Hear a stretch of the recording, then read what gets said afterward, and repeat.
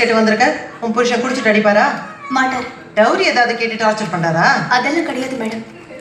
பின்ன வேற பொண்ணோட சகவாசம், இல்லீகல் கனெக்ஷன், ரேசு சூது இப்படி ஏதாவது? அந்த மாதிரிலாம் எதுவும் இல்லை. அப்போ டைவர்ஸ் கேட்டு வர்ற அளவுக்கு என்னதான் பிரச்சனை? அவன் என் பொண்ணோட வாழ்க்கையை நாசம் பண்ணிட்டான். முதல்ல பொண்ணு பார்க்க வந்தப்போ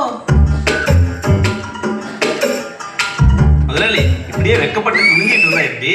நிமிந்து பொண்ணை பாருங்க.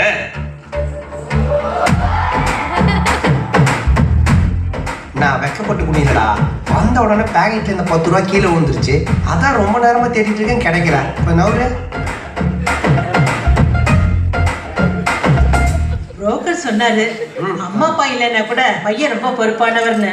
பின்ன 2 வண்டியில ஆரம்பிச்சவரு இப்ப 6 வண்டி வச்சிருக்காருல்ல. எப்படி ரொம்ப சிம்பிள். 2 வண்டி ராத்திரி ஷெட்ல வச்சு பூட்டிடுவேன், காலைல குட்டி போட்டுரும்.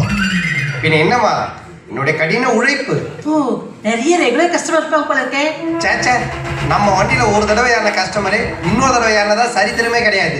ஒவ்வொரு முறையும் ஒவ்வொரு கஸ்டமரு. ஆனா ஒரே ஃபேமிலியில பல கஸ்டமரும் கிடைப்பாங்க. என்னதான் சொல்லுங்க, வர விலைவாசி ஏறதுனால வண்டிங்க சைஸே சுருங்கி போச்சு. ஏன் ஹைட்டுக்கு எனக்கே தலையிடுச்சுன்னா பாருங்களேன். ஆனா நம்ம வண்டியில அந்த பிரச்சனை கிடையாது. நீங்க காலை நீட்டி எல்லாம் தாராளமா படுத்துக்கலாம். என்னதான் வசதி இருந்தாலும் குறை சொல்றதுக்குன்னு சில பேர் இருப்பாங்களே. அதெல்லாம் மத்த வண்டியில. நம்ம வண்டியில ஏறினதுக்கு அப்புறம் வாயே திறக்க மாட்டாங்க. அதுக்கப்புறம் தான் பேச்சு மூச்சே இருக்காதே. நீங்க சொல்றத பார்த்தா அவர் எதுவும் தப்பா பேசின மாதிரி தெரியலையே.